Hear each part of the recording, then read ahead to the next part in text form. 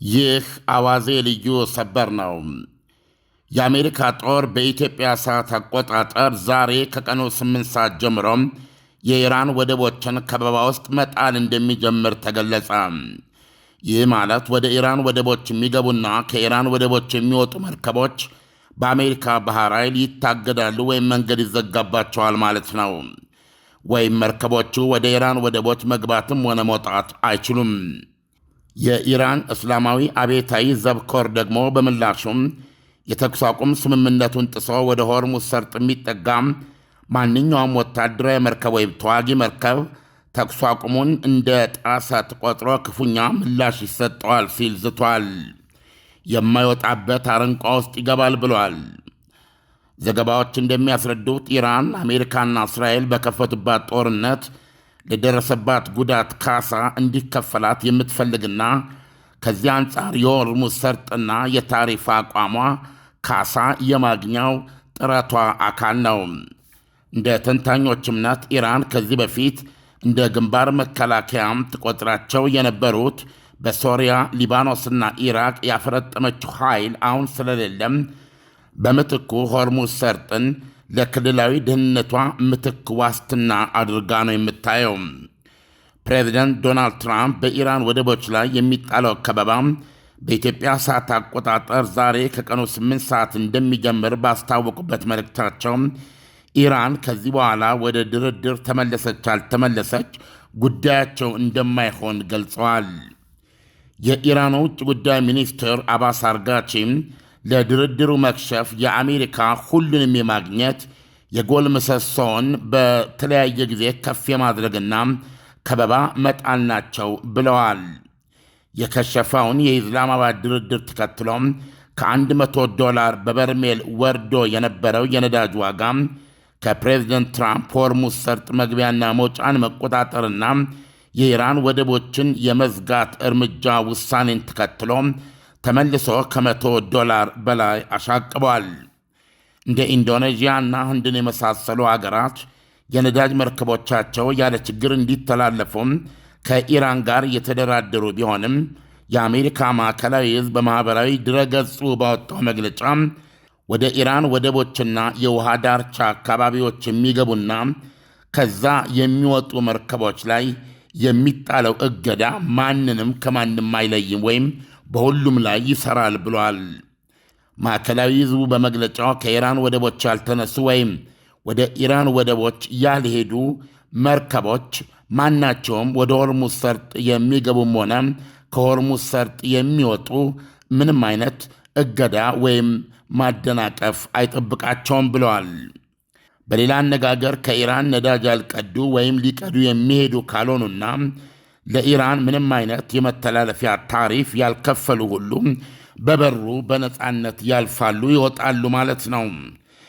በኢስላማባዱ ድርድር የኢራንን የልዑካን ቡድን የመሩት የሀገሪቱ ፓርላማ አፈጉባኤ መሐመድ ባጋር ቋሊባፍ በሀገራቸው ሚዲያ በተሰራጨ መግለጫቸው ኢራን ለምንም አይነት ዛቻና ማስጠንቀቂያ አትንበረከክም ብለዋል። በግላቸው በኤክስ ገጻቸው ባወጡት መግለጫ ደግሞ አሜሪካ ላይ አሹፈዋል። ከዚህ በኋላ ከሆርሙዝ ሰርጥ በኢራን ቁጥጥር ስር ከመግባት በፊት ወደ ነበረው የነዳጅ ዋጋ ወይም የተፈጥሮ ጋዝ ዋጋ መመለስ እንደማይቻልና ይሄንን ባይ ባይ በማለት ተሰናበች የሚል ስላቅ ነው ያወጡት። ይህ በእንዲህ እንዳለ ዎል ስትሪት ጆርናል ይዞት በወጣው መግለጫ ትራምፕ በኢራን ላይ ያቋረጡትን የአየር ድብደባ ለመቀጠል እያጤኑም ነው ብለዋል። ዎል ስትሪት ጆርናል ፕሬዚደንት ትራምፕ ቀጥለው ስለሚወስዱት እርምጃ እናውቃለን የሚሉ ሁሉ የራሳቸውን ግምት ነው የሚናገሩት ብለዋል። በተያያዘ ዜና ሦስቱም የዕብራይስጥ ቋንቋ ቴሌቪዥን ጣቢያዎች እስራኤል ማለቴ ነው እንደዘገቡት የኢስላማባዱ ድርድር መክሸፉን ተከትሎም የእስራኤል መከላከያ ኃይል አይዲኤፍ በኢራን ላይ የጀመረውን ጦርነት ለመቀጠል እየተዘጋጀ ነው። ያኔት የሚባለው የዜና ድረገጽ በበኩሉም የእስራኤል ጦር ኤታማዦር ሹም ሌተናንት ጄኔራል ኤያር ዛሚር ጦራቸው በከፍተኛ ደረጃ ተጠንቀቅ ላይ እንዲዘጋጅና ከኢራን ጋር የነበረውን ፍልሚያ ለመቀጠል እንዲዘጋጅ ማዘዛቸውን በትናንትናው ዕለት ዘግበዋል። ቻነል 12 ቴሌቪዥን በበኩሉ እስራኤል የምትዘጋጀው ኢራን ላይ ማጥቃቷን ለመቀጠል ብቻ ሳይሆን ኢራን ድንገት ልትሰነዝር ለምትችለው ያልተጠበቀ ሩምታም ጭምር ነው ብለዋል። ካን የተባለው መንግሥታዊ መገናኛ ብዙሃን በበኩሉ ደግሞ አንድ ከፍተኛ የመከላከያ ባለሥልጣንን ጠቅሶ እንደዘገበው እስራኤል በኢራን ላይ ድብደባውን የመቀጠል ፍላጎት አላት። የኒውክሌርና የሚሳኤል አቋሟን እንድትለውጥ የሚያስገድድ በቂ ጫና ሳይደረግባት በፊት ጦርነቱ ማክሰኞ ዕለት እንዲቆም ተደርጓል ብላ ታምናለች እስራኤል። ዘገባው እንዳትተው ኢራን የኒውክሌር ፕሮግራሟን በመላ እርም ብላ እንድትተው ለማድረግ በኃይል መሠረተ ልማቷ ላይ ኤነርጂ ኢንፍራስትራክቸር ላይ የታቀደው ድብደባ ውሳኔን እስራኤል ከፕሬዚደንት ዶናልድ ትራምፕ እየጠበቀች ነው። ዎል ስትሪት ፕሬዚደንት ትራምፕ የተንዛዛ የጦርነት ዘመቻ ውስጥ ለመቆየት ፍላጎት እንደሌላቸው ገልጸው የኔቶ አጋሮቻቸው በሆርሙዝ ሰርጥ ለሚተላለፉ መርከቦች ወታደራዊ አጀብ መስጠት እንዲጀምሩ ማስደረግ እስከሚችሉበት ቀን ድረስ ነው የኢራን ወደቦች ላይ የጣሉትን ከበባና ሆርሙዝ ሰርጥ መግቢያና መውጫን የመቆጣጠር ዕቅዳቸውን የሚያስቀጥሉት።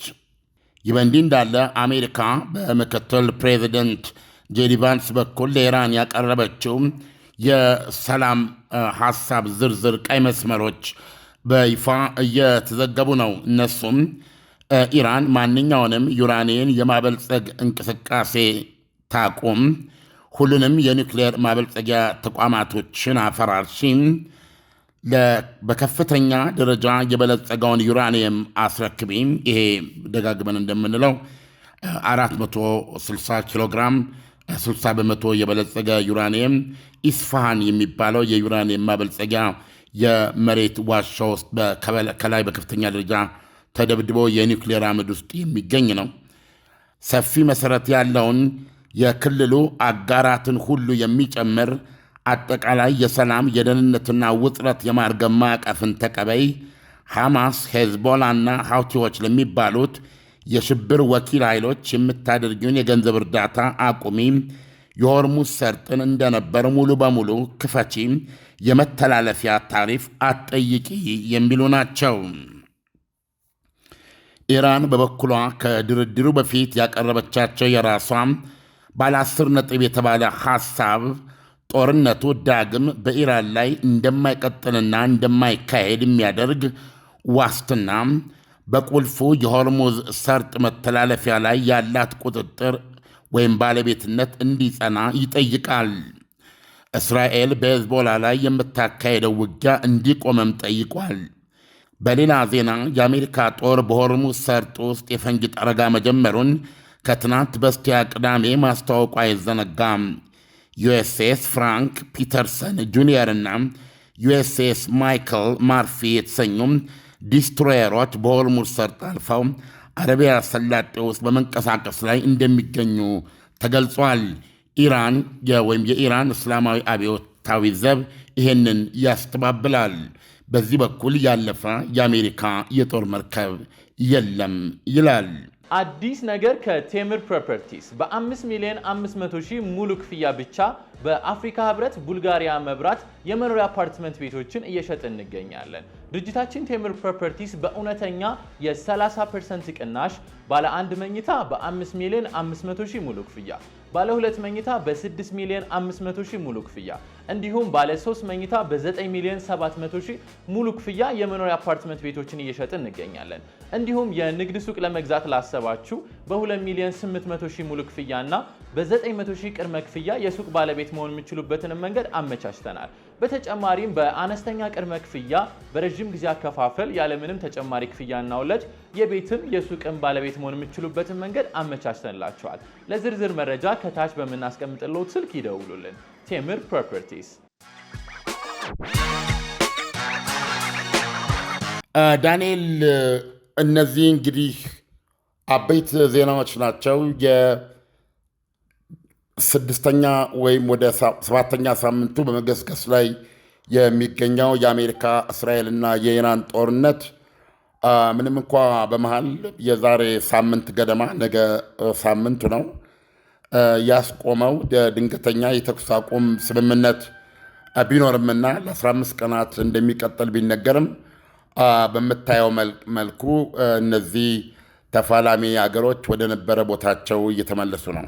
ዓለም ዶናልድ ትራምፕ የሆርሙዝ ሰርጥን መተላለፊያ ማገድ እንደሚጀምሩ ሲናገሩ የሰርጡ መዘጋት አሁን ላይ የፈጠረው የነዳጅ ዋጋ መጨመርን ይበልጥ ሊያባብሰው የሚችል አይደለም ወይ? ትራምፕ ሰርጡን በመዝጋት ምን አይነት ጥቅም ለማግኘት አስበው ነው የሚለውን ብታብራራለን። ኦልሬዲ በተግባር የሆነ ነው። የትራምፕ እርምጃን ተከትሎ የኢራን ወደቦችን የመዝጋትና የሆርሙዝ ሰርጥን መውጫና መግቢያ የመቆጣጠር ውሳኔያቸውን ተከትሎ ከሳምንት በፊት ሁለቱ ሀገሮች ውጊያውን አቁመው ለ15 ቀናት ይደራደራሉ የሚለውን ዜና ተከትሎም $100 በታች ወርዶ የነበረው የነዳጅ ዋጋ አሁን ወደ $100 በላይ አሻቅቧል።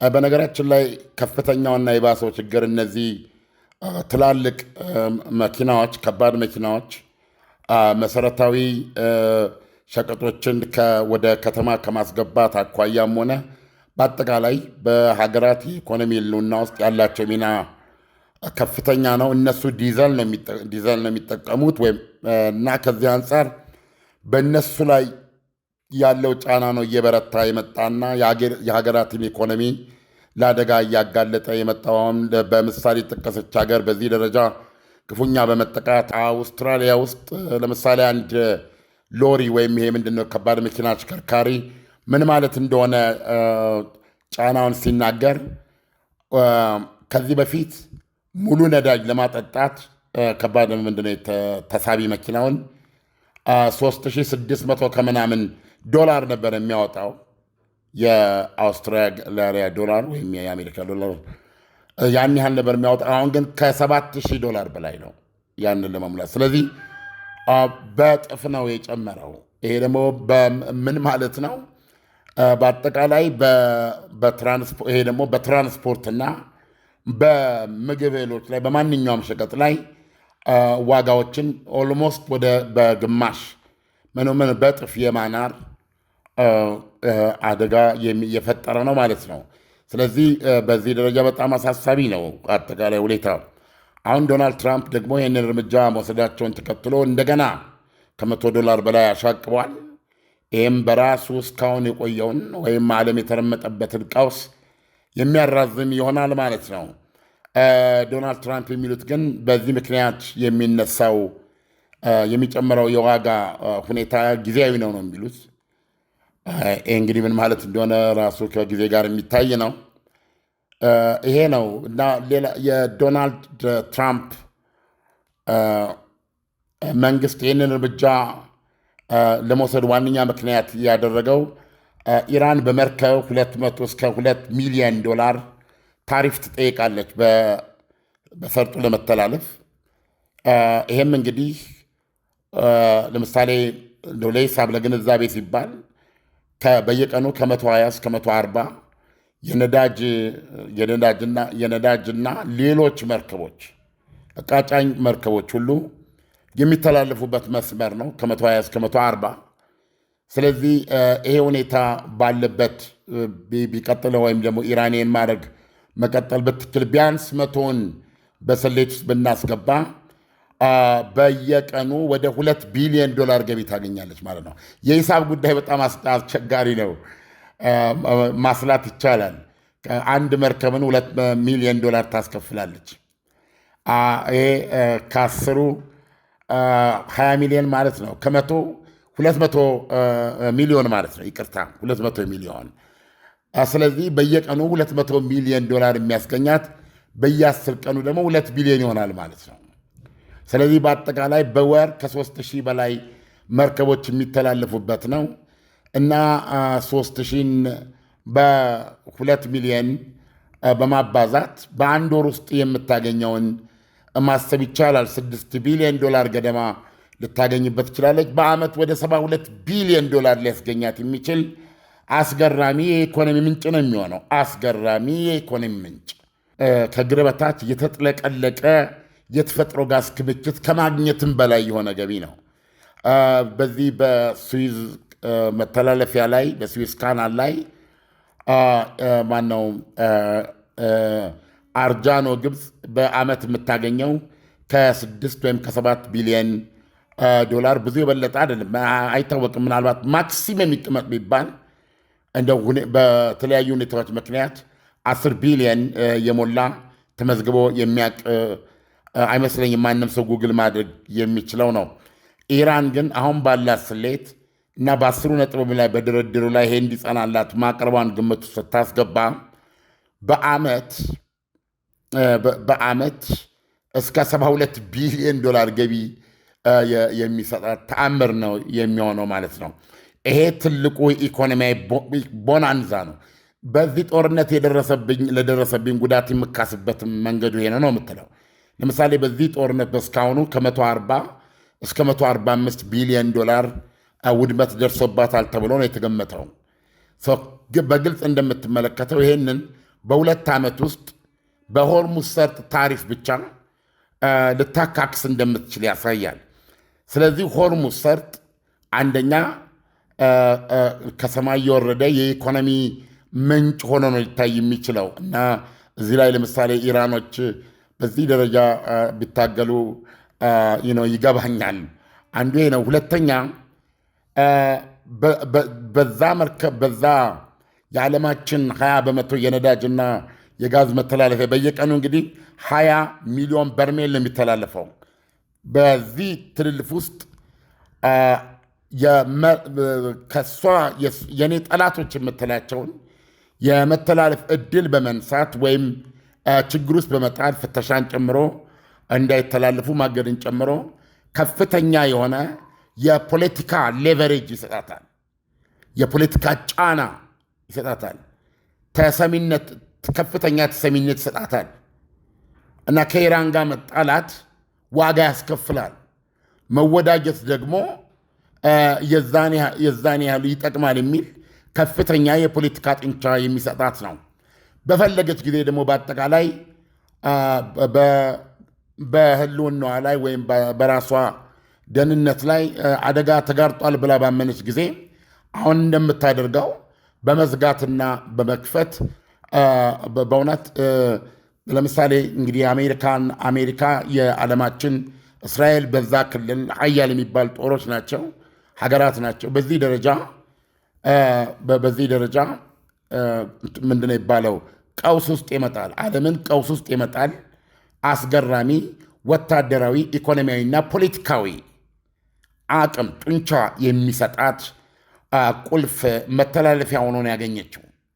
ስለዚህ በእውነት ይህን ሁኔታ በዚህ በድርድሩም ይህን ተቀበሉኝ የሚለው አቋሟ በዚህ ደረጃ ተቀባይነት የሚያገኝበት ሁኔታ ቢኖር ለኢራን ምን ማለት እንደሆነ ማንም ሰው መገመት ይችላል። በአንጻሩ ደግሞ ለቀሪው ዓለም ምን ያህል ዋጋ የሚያስከፍል መሆኑን መረዳት ይቻላል።